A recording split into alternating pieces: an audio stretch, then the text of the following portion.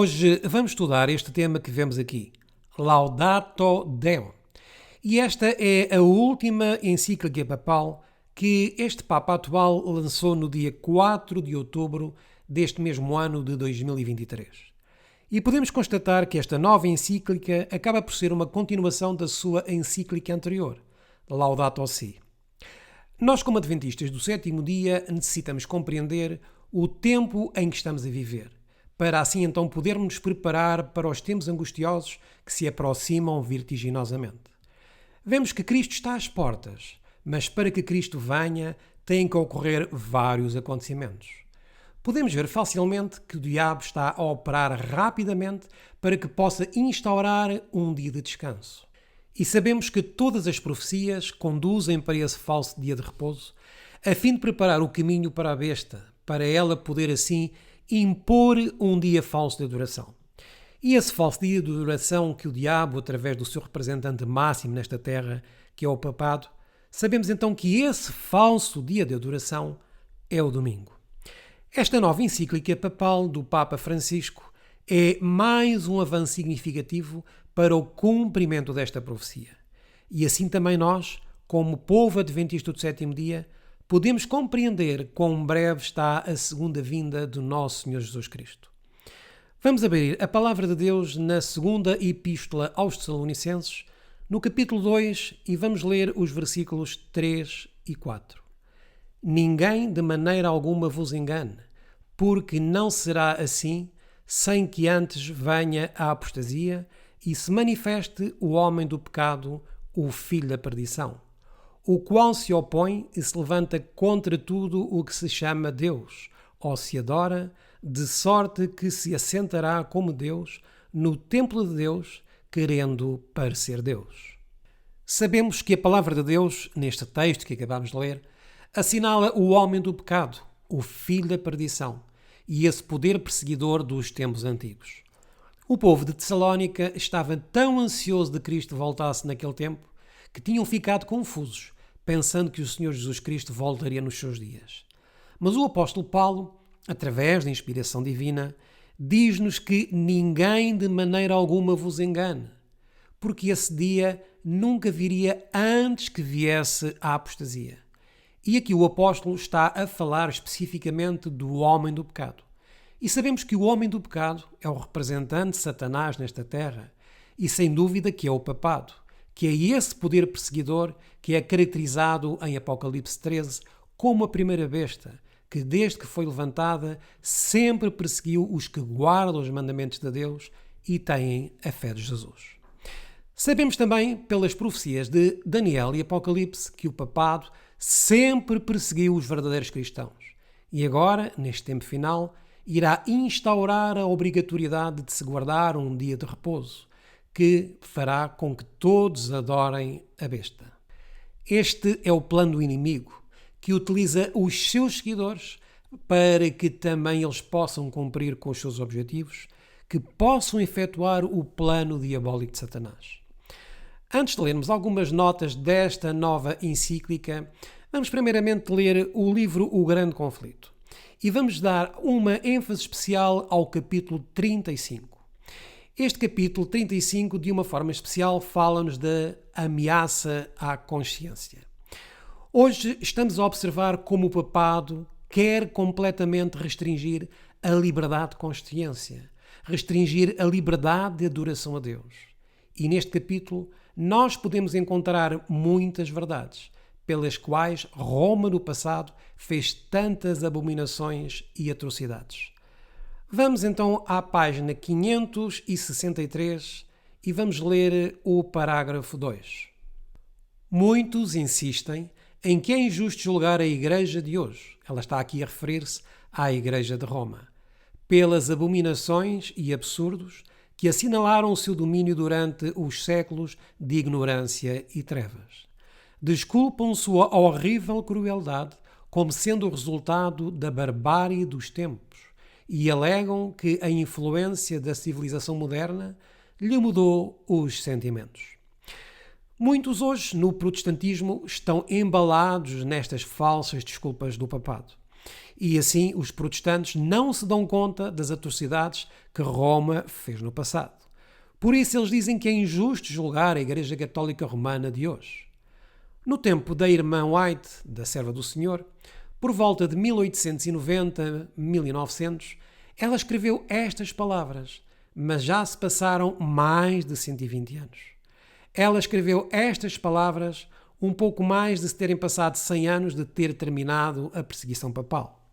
Mas nesses dias da Mensageira do Senhor, muitos disseram que não podiam julgar mais a Igreja Católica por causa das abominações e absurdos que tinha cometido durante séculos da ignorância e trevas. Dizem então que a Igreja Católica, que é o papado, já é muito mais benevolente. Então hoje, no ano de 2023, estas igrejas protestantes, e aqui também incluímos a instituição adventista, dizem que o papado não é mais do que como naqueles tempos das eras de ignorância e obscurantismo.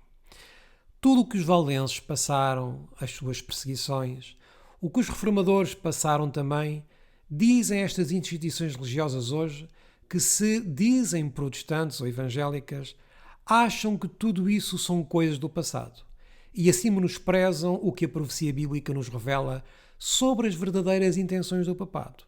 Só que aqui esquecem que esse travão que a Igreja Católica teve está profetizado nas Escrituras, mas que se levantaria ela novamente e perseguiria de uma forma implacável novamente. Roma não muda. Continua o livro inspirado O Grande Conflito a dizer-nos o seguinte: a Igreja Papal nunca abandonará a sua pretensão à infalibilidade. Tudo o que tem feito em perseguição dos que lhe rejeitam os dogmas, considera ela estar direito, e não repetiria os mesmos atos se a oportunidade se lhe apresentasse. Removam-se as restrições, ora impostas pelos governos seculares. Reintegre-se Roma ao poderio anterior e de pronto ressurgirá a tirania e perseguição. Vemos aqui claramente que a Igreja Romana nunca irá abandonar a sua pretensão à infalibilidade. Ou seja, sempre irá considerar como justo e bom o que fez no passado e por isso nunca se desculpará verdadeiramente do que fez. Vemos que o poder perseguidor, já durante a Idade Média, irá ser retomado. É só uma questão de se retirarem as medidas restritivas que cada país colocou, e em especial os Estados Unidos, que quando foi fundada esta nação, durante o século XVIII, foi fundada com a liberdade de consciência, em que a Igreja e o Estado deveriam sempre estar separados. A partir do momento em que este princípio seja removido, iremos ver surgir novamente a tirania da perseguição do papado, tal como atuou no passado. Hoje já estamos vendo as profecias a se cumprirem, e esta encíclica papal, que há pouco tempo o homem do pecado escreveu, mostra-nos que a lei dominical está muito próxima. O livro O Grande Conflito retrata-nos de uma forma muito precisa as perseguições papais à liberdade de consciência, mas também toma o exemplo do Papa Pio IX. Este Papa Pio IX foi um dos papas que teve o seu pontifício mais longo, tal como João Paulo II. O Papa Pio IX foi o Papa número 255 da Igreja Católica e o último soberano dos Estados Pontifícios. Seu pontificado foi de 31 anos, 7 meses e 22 dias, de 16 de junho de 1846 até à sua morte em 7 de fevereiro de 1878. E por que é que estamos a mencionar este Papa? Porque ele, no ano de 1854, também tinha escrito uma encíclica. E vemos que a Igreja Adventista, nesse tempo, também estava estudando as profecias. Então vemos que, em 1854, o Papa Pio IX lança uma encíclica. E essa encíclica tem o mesmo objetivo nos dias atuais. Vamos ver o que é que nos diz o livro O Grande Conflito, na página 564 e no 5º parágrafo. O Papa Pio IX, na encíclica de 15 de agosto de 1854, disse: As doutrinas ou extravagâncias absurdas e errôneas em defesa da liberdade de consciência são um erro dos mais perniciosos, uma peste que, dentre todas as outras, mais deve ser temida pelo Estado. O mesmo Papa, na encíclica de 8 de dezembro de 1864, anatematizou os que defendem a liberdade de consciência e de culto. A palavra aqui, anatematizou, significa excomungou. Então, sempre temos visto que o papado sempre se caracterizou através de uma hierarquia, de uma monarquia. E quando ele lançava os seus dogmas, as suas doutrinas erradas, vinham homens para dizer que estavam erradas e que não iriam obedecer às suas doutrinas. E perante isso, o poder papal os matava. Por isso, o papado sempre se caracterizou por uma união de Igreja com Estado. E assim também podia perseguir aqueles que não criam como eles. Por isso, em 1854, o Papa Pio IX lançou esta encíclica. Porque recordemos, queridos irmãos, que os Estados Unidos foram fundados na metade do século XVIII, com a liberdade, a paz e a felicidade. Sabemos que a América sempre foi uma terra de liberdade e por isso foi fundada dessa forma, em oposição a Roma.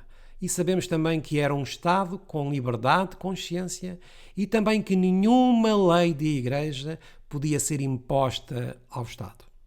Mas quando este Papa Pio IX lançou a sua encíclica, ele disse que a defesa da liberdade de consciência é um dos erros mais perniciosos, uma peste que, dentre todas as outras, mais deve ser temida pelo Estado. Pois naquela altura os Estados Unidos estavam formados com essa liberdade de consciência. E nos dias atuais nós vemos que a encíclica papal, tal como a de 1854, tem esse mesmo objetivo. Temos aqui a encíclica papal do Papa Francisco Laudato Deum. Esta encíclica pode ser facilmente descarregada na internet e todos podem ler todo o seu conteúdo. São ao todo cerca de 18 páginas e constam de 73 secções. E ao lermos esta encíclica ficámos realmente impressionados, porque estávamos a pensar que iria falar sobre o dia de repouso, sobre uma religião mundial. Mas vemos que estes assuntos estão muito bem camuflados pelo aquecimento global, pela crise climática, para poder impor então uma nova ordem mundial. E cada secção que o Papa escreveu nesta encíclica, que saiu este ano, 2023, é para que possam reunir-se no mês de dezembro deste ano no Dubai para a COP28. Pela leitura desta encíclica, podemos ver que o diabo é bem astuto.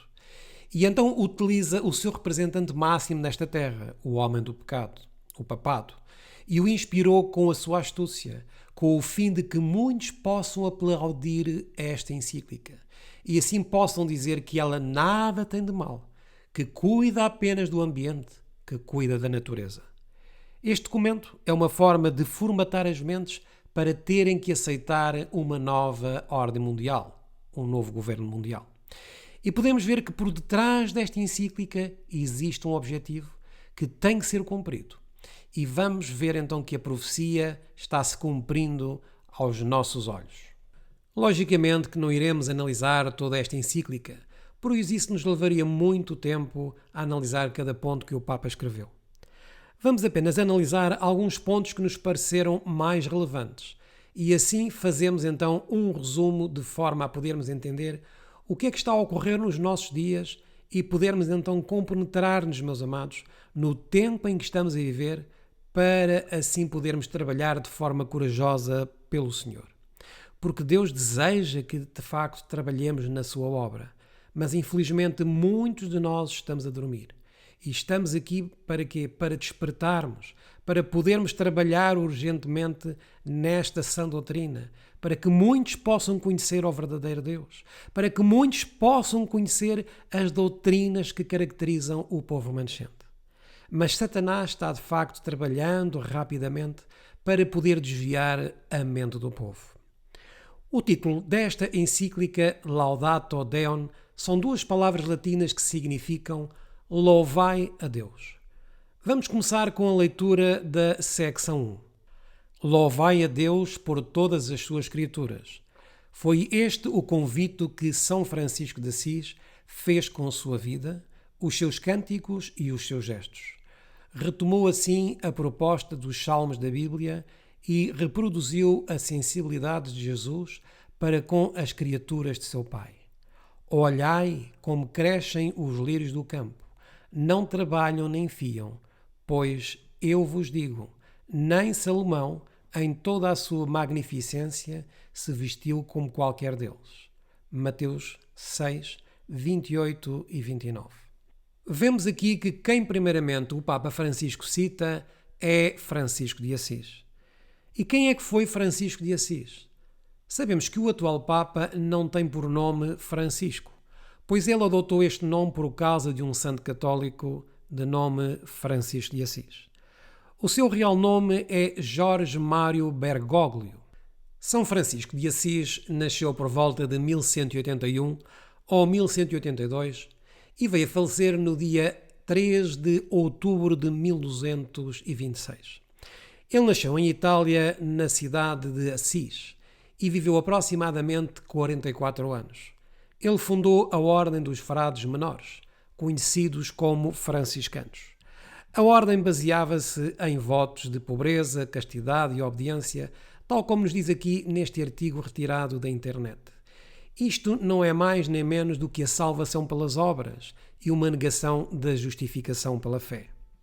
Temos aqui esta gravura católica com a primeira estigmatização visível, a impressão de Chagas. E este santo da Igreja Católica foi canonizado no ano de 1228 e a sua festividade é celebrada a 4 de outubro.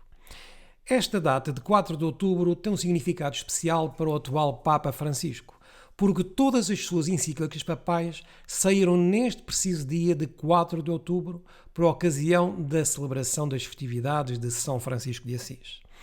E o que é também incrível é que com este santo católico se conhece o primeiro caso de estigmatismo visível e invisível, que dizem os católicos ter ocorrido com esse seu santo Francisco de Assis. O estigmatismo para os católicos é quando eles dizem que sai, por exemplo, sangue pelas mãos, por feridas, e dizem que isso provém de Deus, que são as próprias feridas do próprio Senhor Jesus Cristo. Mas nós sabemos que é mais um outro engano do inimigo. Nada disso é bíblico, e o diabo também inventou isto para poder afastar a mente da palavra de Deus. Por isso vemos que o 4 de outubro foi a festividade de São Francisco de Assis e o Papa aproveitou essa data para publicar a sua encíclica.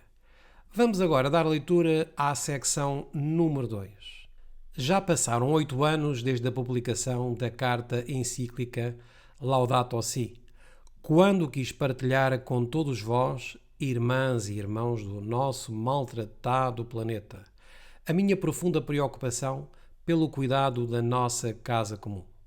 Mas, com o passar do tempo, dou-me conta de que não estamos a reagir de modo satisfatório, pois este mundo que nos acolhe está-se esboroando e talvez aproximando de um ponto de ruptura. Ele já tinha dito há aproximadamente 8 anos atrás, com a encíclica Laudato Si, que foi publicada no ano 2015, que deve haver uma grande preocupação com o ambiente. E ele chamou ao nosso planeta de a nossa casa comum. E esta atual encíclica, ele diz-nos que já advertiu há 8 anos que devemos atuar da mesma maneira, mas que está tão preocupado com o que está a ocorrer com o planeta. E esta desculpa é precisamente a mesma. Mas sabemos que o objetivo é outro, apesar de vermos que em toda esta encíclica ele se preocupa com a crise ambiental, a crise global. No ponto 3, ele diz-nos: trata-se de um problema social global que está intimamente ligado à dignidade da vida humana. Os bispos dos Estados Unidos expressaram bem o sentimento social da nossa preocupação com a mudança climática, que ultrapassa uma abordagem meramente ecológica, porque o nosso cuidado pelo outro e o nosso cuidado com a Terra estão intimamente ligados. As alterações climáticas são um dos principais desafios que a sociedade e a comunidade global têm de enfrentar. Os efeitos das alterações climáticas recaem sobre as pessoas mais vulneráveis, tanto a nível nacional como mundial. Vemos então que ele diz-nos que é um problema social o que estamos a atravessar nos dias atuais. E o que nos impressiona mais, meus queridos irmãos, é que ele, em toda a sua encíclica, cita somente os Estados Unidos. Este país que está na profecia, ele coloca os Estados Unidos como o causador principal das alterações climáticas. E em nenhuma parte da sua encíclica ele cita a qualquer outro país. Sabemos pela profecia qual é o objetivo deste representante de Satanás nesta terra, o papado. O objetivo do papado é que os Estados Unidos possam aprovar todas as suas leis papais e assim neutralizar a sua essência como nação de liberdade, tal como foi fundado este país. Este é o principal propósito do papado e sabemos que a profecia se irá cumprir com os Estados Unidos com um papel preponderante. A mudança climática que está aqui a falar o Papa nesta sua última encíclica é apenas uma aparência, pois sabemos que o Papa apenas promove uma aparência de piedade para poder enganar cada nação e uni-las no ecumenismo com cada religião. O papado veste uma capa de falsa humildade, parecendo ser um bom homem, um homem santo, mas sabemos que isto é uma falsidade. Este mesmo Papa atual, Francisco, tem as suas origens no jesuitismo. Ele é um verdadeiro jesuíta e tem esse mesmo poder perseguidor satânico, tal como foi fundada a Sociedade dos Jesuítas durante a Idade das Trevas.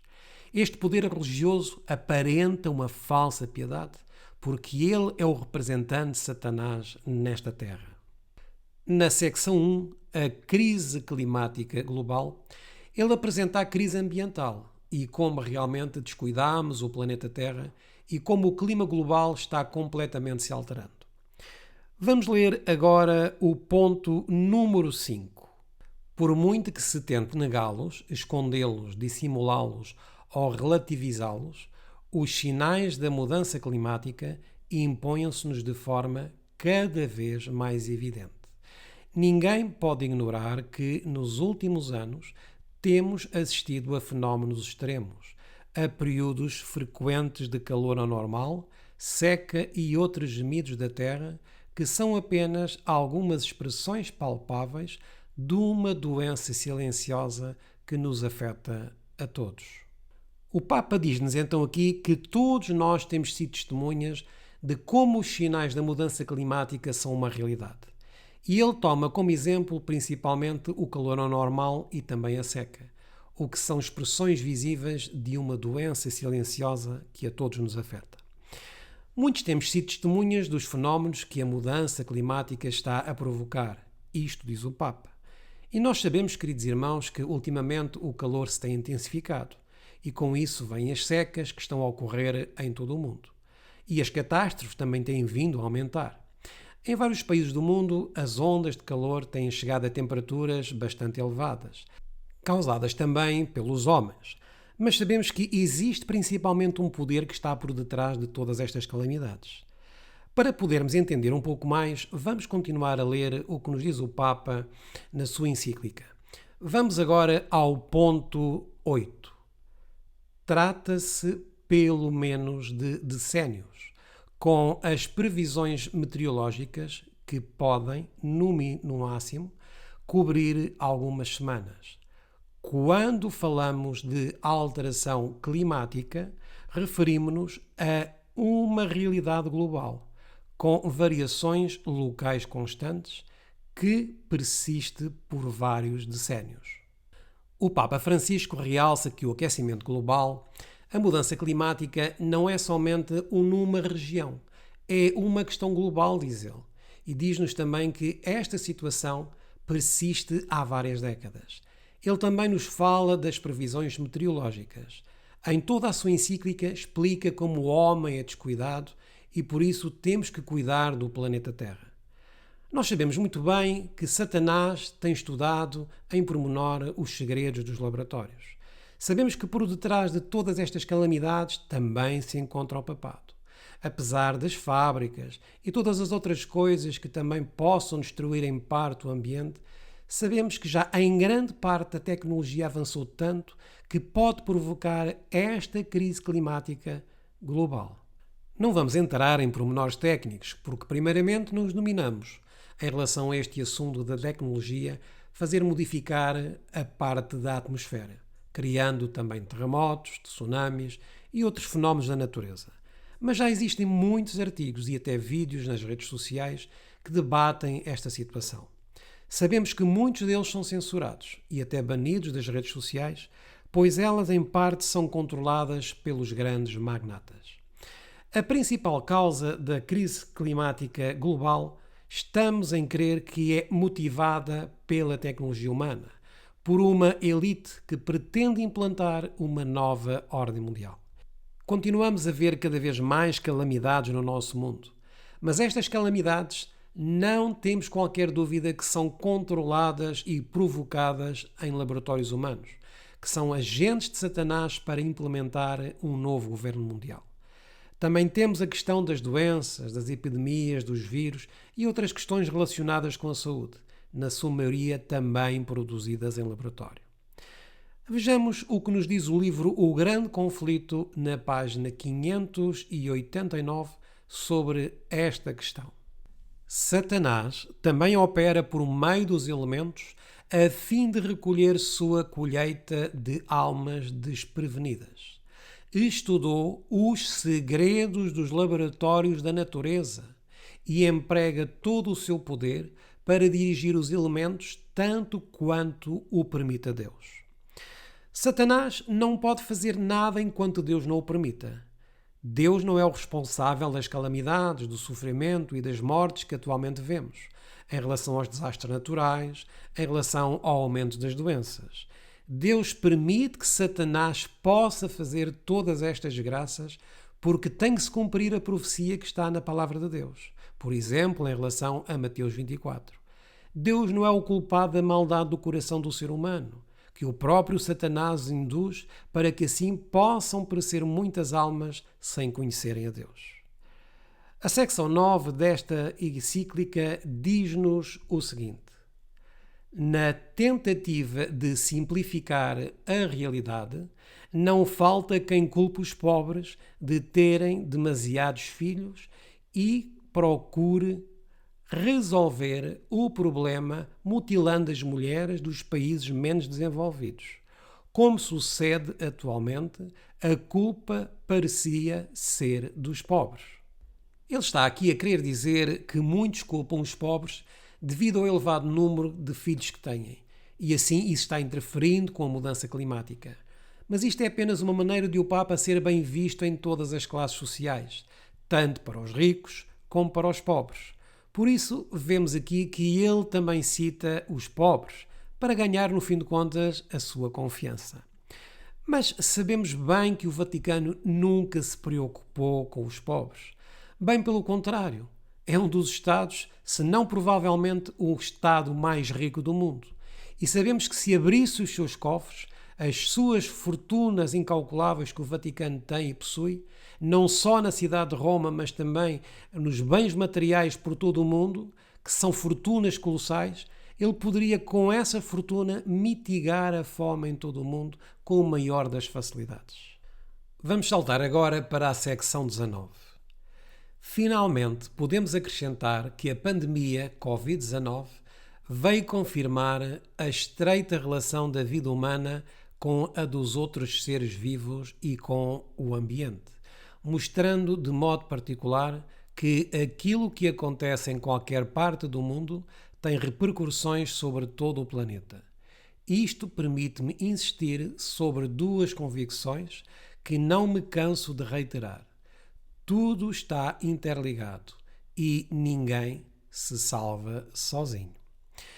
Aqui, mais uma vez, o Papa tenta fazer crer e fazer-nos acreditar que tudo é culpa do ser humano, que está a causar todas estas alterações climáticas por causa de não cuidar do planeta Terra.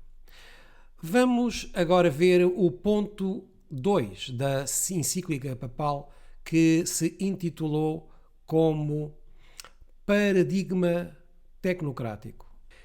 E aqui ele vai abordar questões referentes à tecnologia. Vimos que, primeiramente, ele fala sobre o aquecimento global, sobre a mudança climática, em relação à seca e a outras calamidades. Mas agora vai falar-nos sobre tecnologia. E no ponto 23, ele diz-nos o seguinte: faz arrepiar quando nos damos conta que as acrescidas capacidades da tecnologia proporcionam àqueles que detêm o conhecimento e, sobretudo, o poder económico para o desfrutar. Um domínio impressionante sobre o conjunto do género humano e do mundo inteiro. Nunca a humanidade teve tanto poder sobre si mesma e nada garante que o utilizará bem, sobretudo se se considera a maneira como o está a fazer. Nas mãos de quem está e pode chegar a estar tanto poder? O próprio Papa diz que a tecnologia provoca arrepios. E diz-nos então aqui que dá poder àqueles que têm conhecimento e poder económico para que possam utilizar essa tecnologia, para que possam então dominar a humanidade. E o que nos impressiona aqui é ele dizer que nunca a humanidade teve tanto poder.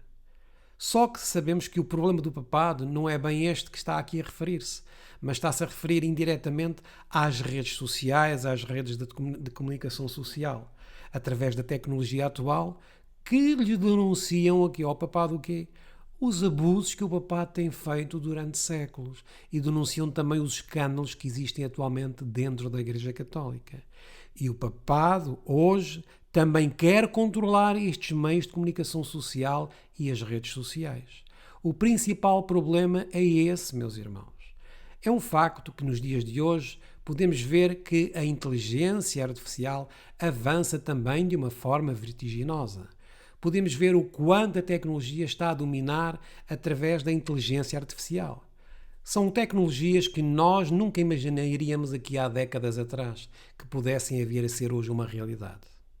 Mas nós sabemos que por detrás deste plano da tecnologia também se encontra o papado, porque sabemos que por detrás destas entidades secretas da tecnologia o objetivo é também desviar a mente de Deus primeiramente, e desta forma as crianças e os jovens podem afastar-se do Evangelho, referente ao entretenimento e tudo o que está relacionado com este assunto.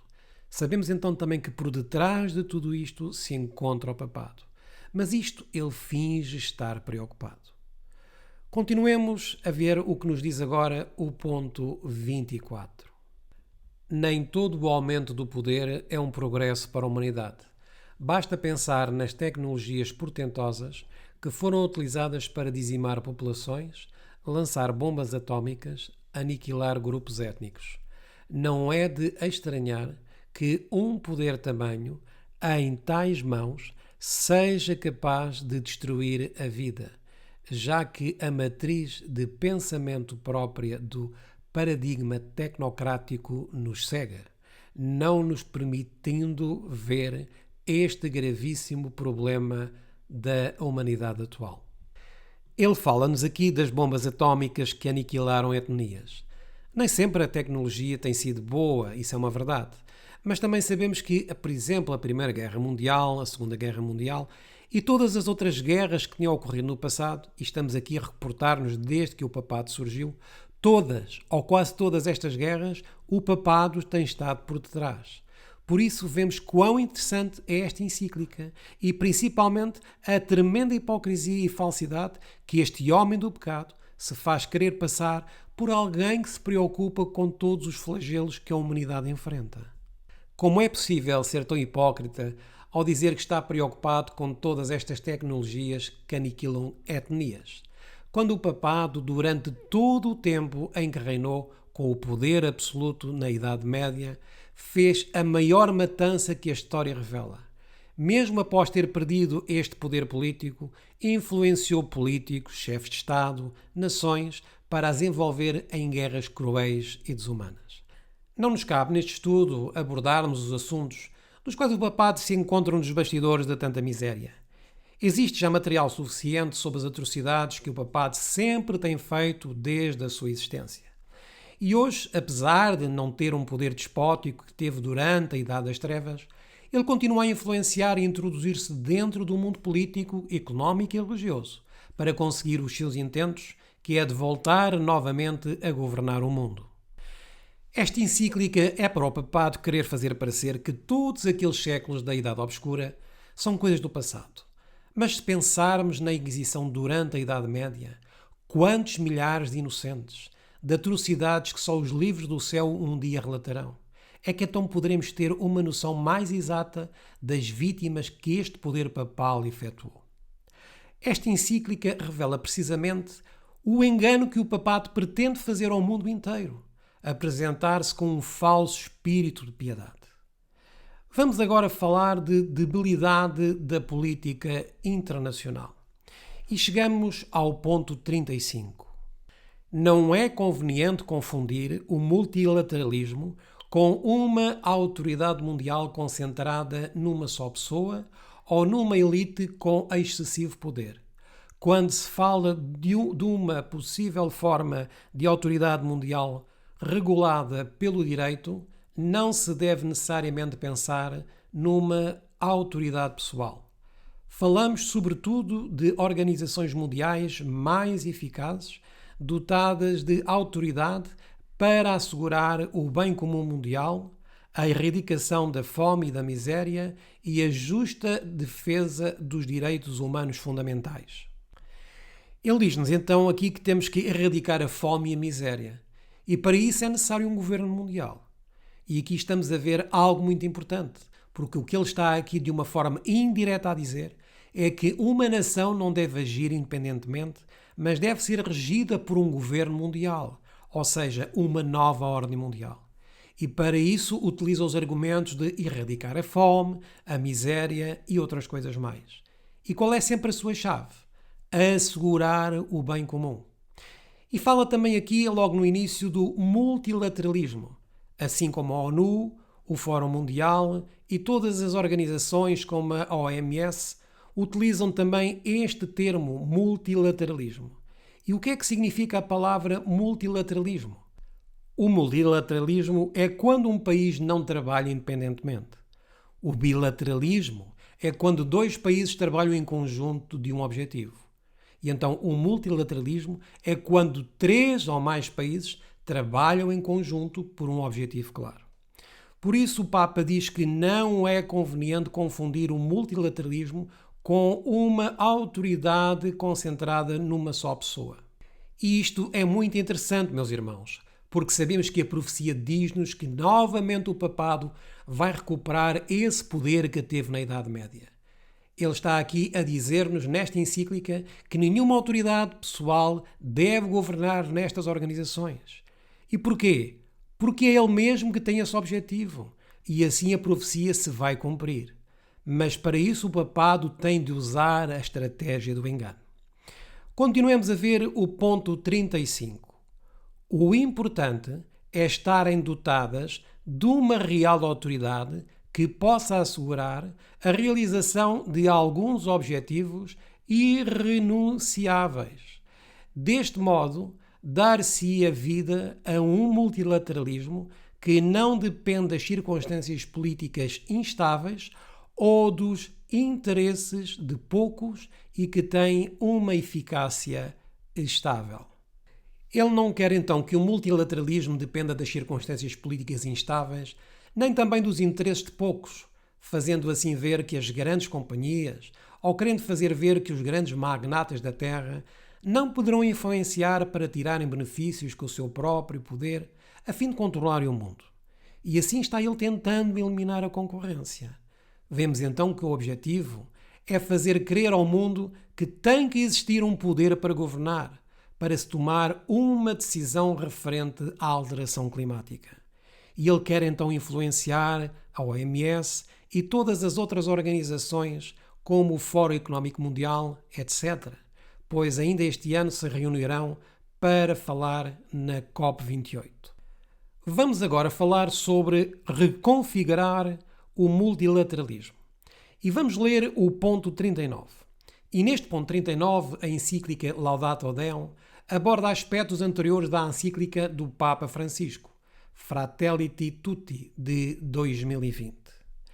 A cultura pós-moderna gerou uma nova sensibilidade para com os mais frágeis e menos dotados de poder.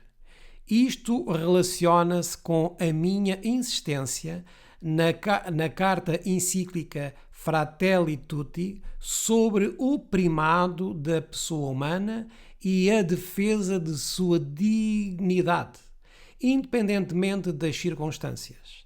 É outra forma de convidar ao multilateralismo para se resolverem os verdadeiros problemas da humanidade. Fratelli Tutti significa todos irmãos e saiu também a 4 de outubro, mas do ano de 2020.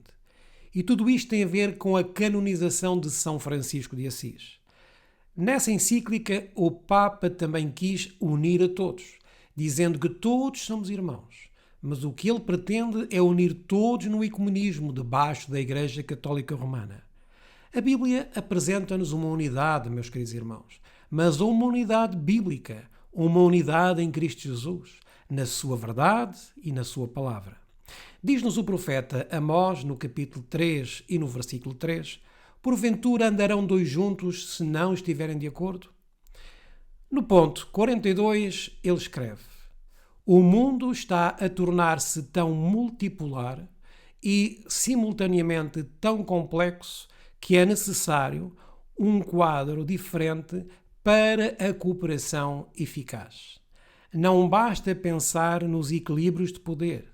Ocorre também responder aos novos desafios e reagir com mecanismos globais aos desafios ambientais, sanitários, culturais e sociais, sobretudo para consolidar o respeito dos direitos humanos mais elementares, dos direitos sociais e do cuidado da casa comum.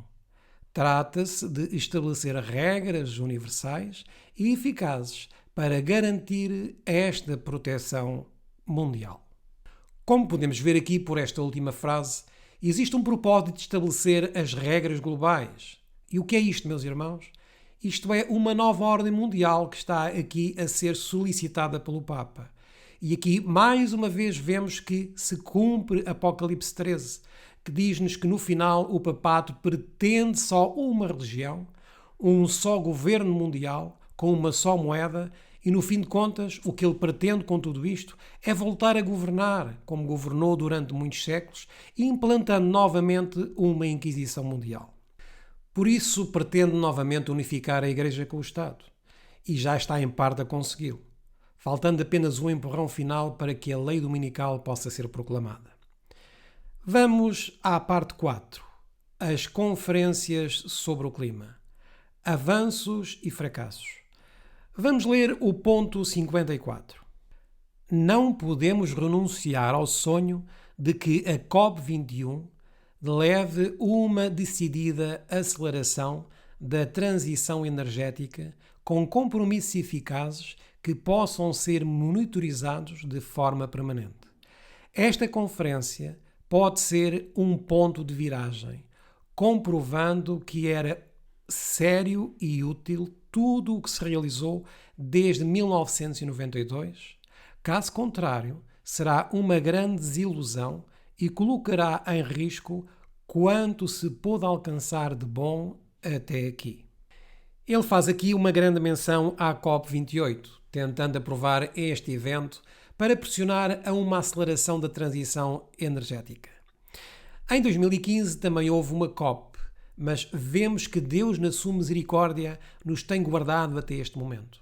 E agora já estamos em 2023. Em 2015 ocorreram muitos acontecimentos, tais como a encíclica papal Laudato Si. Em 2020 também o mesmo Papa lançou uma outra encíclica, Fratelli Tutti, principalmente quando ocorreu a pandemia. Mas agora ele diz aqui que já está cansado de esperar. E por isso diz que é necessária uma reunião em que serão feitos grandes acontecimentos neste ano de 2023. Uma coisa vemos, meus irmãos, é que o homem do pecado, o filho da perdição, avança sorrateiramente com os seus planos satânicos, disfarçando todo o seu projeto diabólico por detrás da mudança climática. Mas o objetivo do homem do pecado é sempre usar o engano. Usa o engano para os católicos, como também para os não católicos, para que estejam no seu plano e que possam dizer que, na verdade, o Papa tem razão. E assim poderem aceitar tudo o que o papado diz. E assim o homem do pecado pode triunfar em todo o mundo. O ponto 58 diz-nos: de uma vez por todas, acabemos com a atitude irresponsável que apresenta a questão apenas como ambiental, verde, romântica, muitas vezes ridicularizada por interesses económicos. Admitamos, finalmente, que se trata de um problema humano e social em sentido amplo e a diversos níveis. Por isso, requer-se o envolvimento de todos. Fala-nos aqui então de atitudes irresponsáveis e quer o envolvimento de todos e para todos estarmos juntos neste seu objetivo de poder cuidar do planeta. Isto é um apelo para uma nova ordem mundial e com uma nova ordem mundial ser implementada uma lei dominical também mundial. Se há interesse em obter que a COP28 se torne histórica, que nos honre e enobreça enquanto seres humanos, então só podemos esperar em fórmulas vinculantes de transição energética que tenham 3 características: eficientes, vinculantes e facilmente monitoráveis, e a fim de se iniciar um novo processo que seja drástico, intenso e possa contar com o empenhamento de todos. Mais uma vez, aqui ele continua a fazer um chamado para o empenhamento de todos. Mas esta COP28, ele diz-nos que vai fazer história e que será enérgica e que possa então oficialmente ser monitorizada. Ele está aqui a tentar traçar este ano o seu objetivo principal. Temos que estar bem alertas. Não temos que ficar sempre obcecados como muitos, vendo tudo o que o filho da perdição faz. Mas devemos essencialmente estar atentos aos cumprimentos das profecias.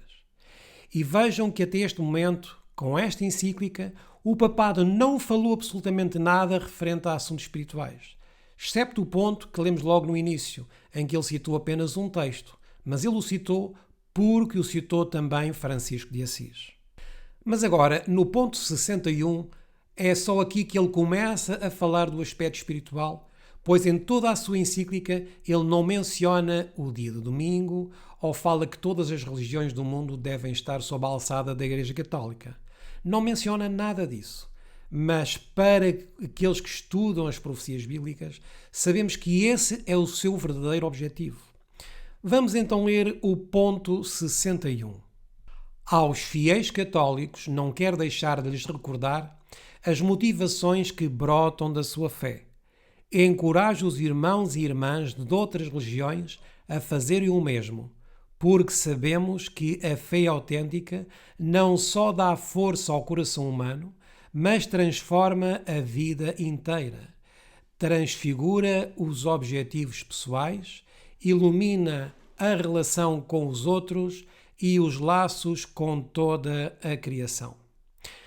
Vejam como praticamente só no fim da sua encíclica este homem, de uma forma muito astuta, começa a falar sobre a fé católica, e é esta fé católica que ele pretende implantar a todos, que todos as devem seguir.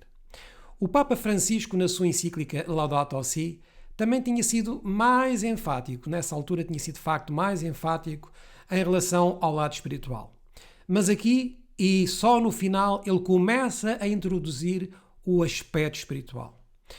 No ponto 62, ele começa então a introduzir alguns versículos bíblicos. E vejam então a astúcia deste homem. A Bíblia conta que Deus, vendo toda a sua obra, considerou-a muito boa.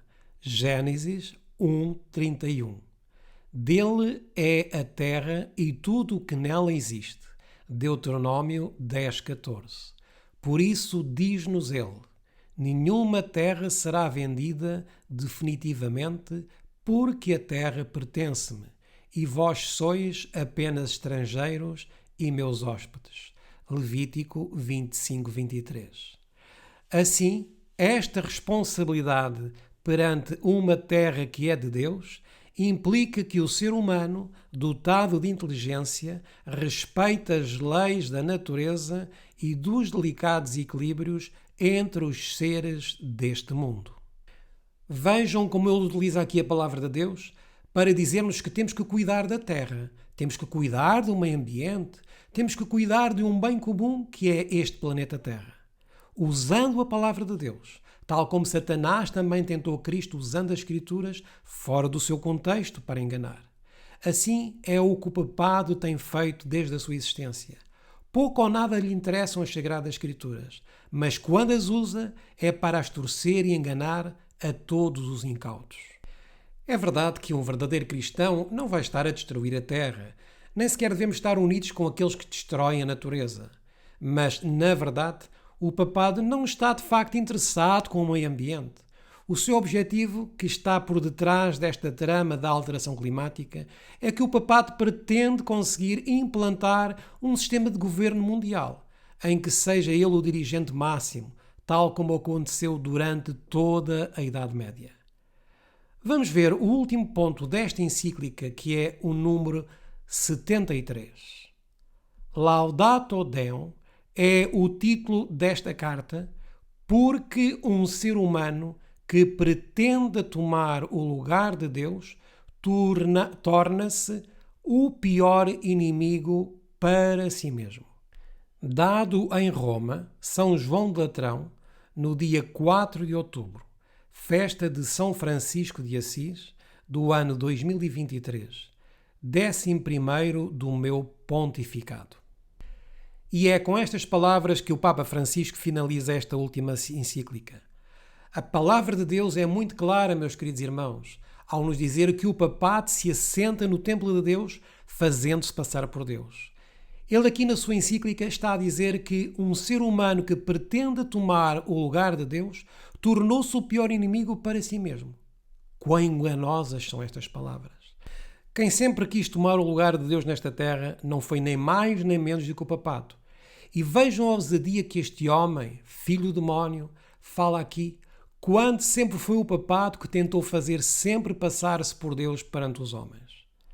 Nós encontramos-nos no tempo final, em que uma nova ordem mundial está a ponto de ser implementada. É um momento de alegria para o povo de Deus, pois sabemos que o nosso Senhor Jesus Cristo está muito próximo e nos virá buscar para a sua pátria celestial.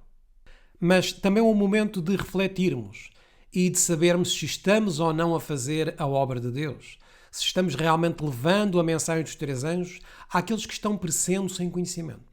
Estamos denunciando o engano do papado? Estamos denunciando as corporações que se têm unido a este poder papal?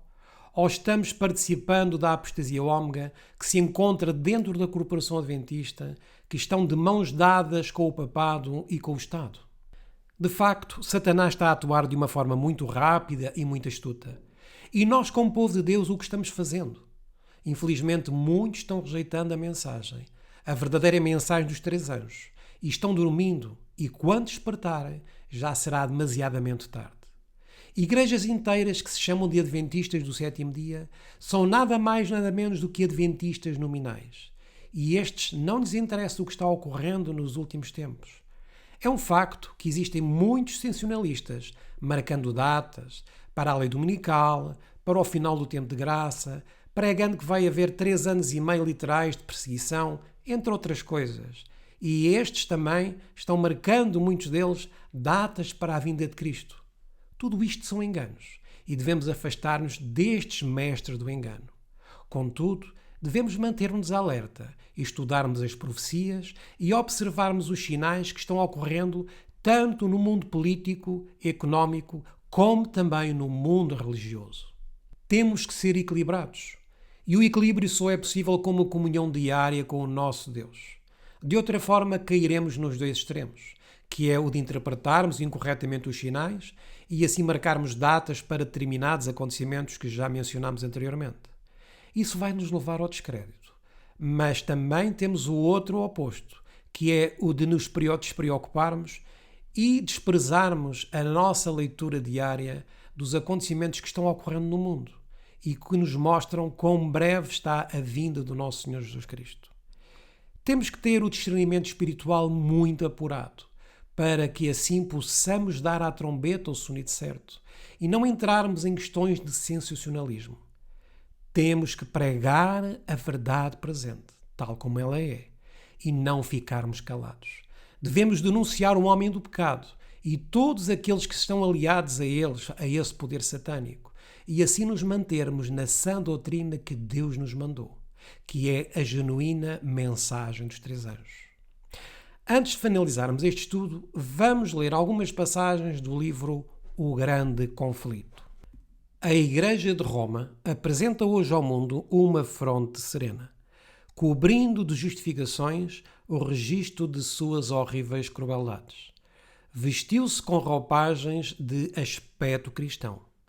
Não mudou, porém, todos os princípios formulados pelo papado em épocas passadas existem ainda hoje. As doutrinas inventadas nas tenebrosas eras ainda são mantidas. Ninguém se deve iludir. Vemos atualmente que a Igreja Católica apresenta ao mundo uma fronte serena, tal como o Papa mostra uma aparência de piedade, fingindo preocupar-se com os pobres, com o meio ambiente, com a terra. Mas não nos enganemos. Apresenta desculpas pelas suas horríveis crueldades. Mas tudo isso é uma capa de falsidade. Inventou doutrinas tenebrosas, tais como o inferno, o purgatório, a Imaculada Conceição de Maria, o pecado original, a veneração dos santos com a sua intercessão, mudou os tempos e a lei, alterando o dia de repouso do sábado para o domingo, etc. Desde o ano 538 até o ano 1798, o papado tem feito as maiores atrocidades neste mundo.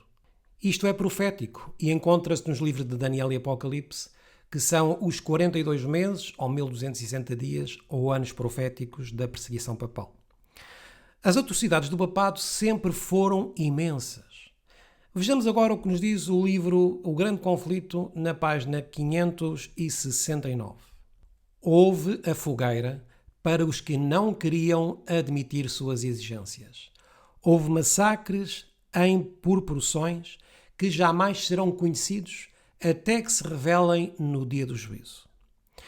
Aqui podemos então mencionar João Hus, Jerónimo, Wycliffe e tantos outros que pereceram na fogueira e no massacre porque se recusaram a submeter-se às doutrinas papais, aos seus dogmas.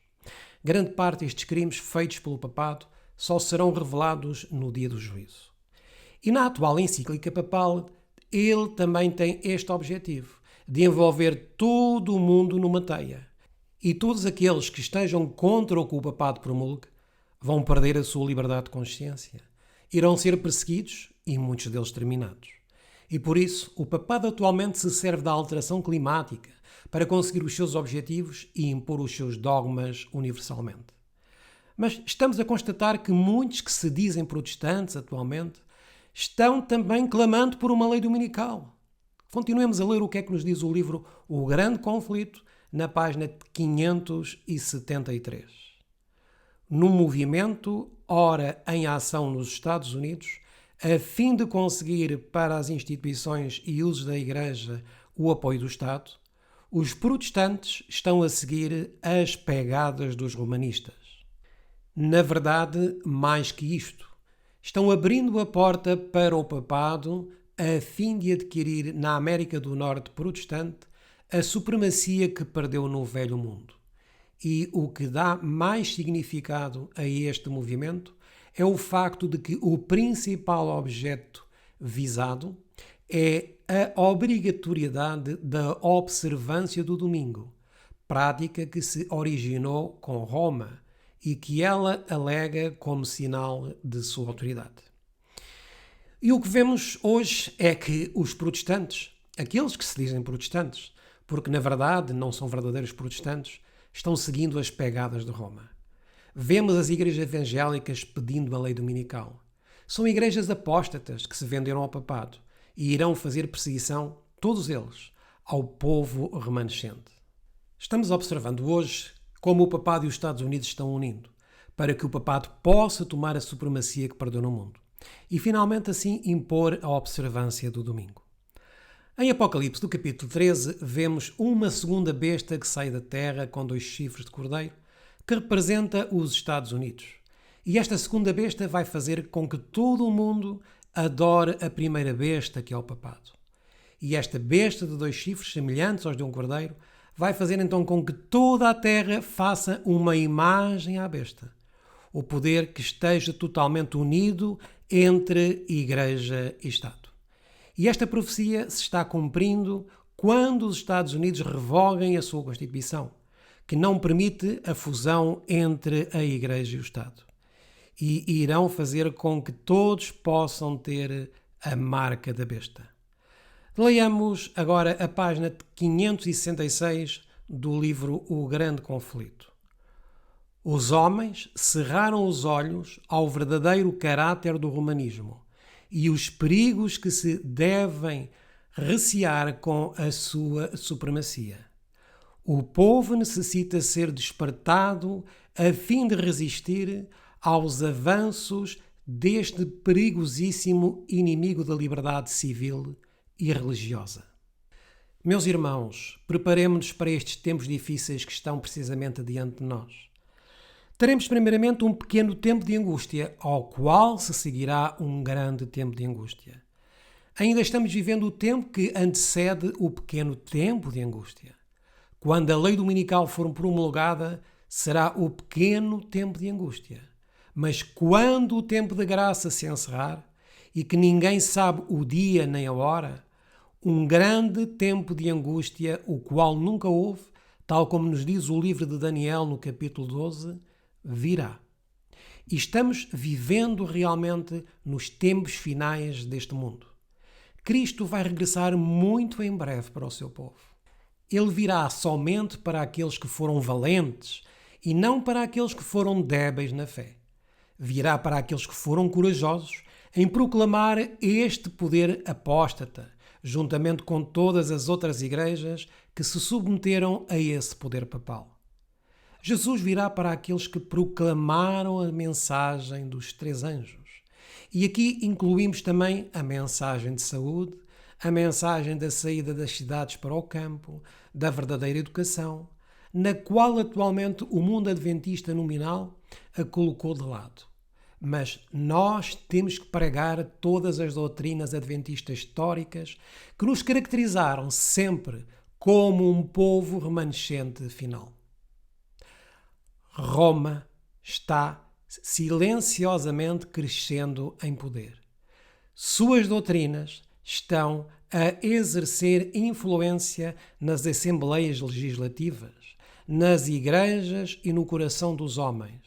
Está a erguer suas altaneiras e maciças estruturas, em cujos secretos recessos se repetirão as antigas perseguições.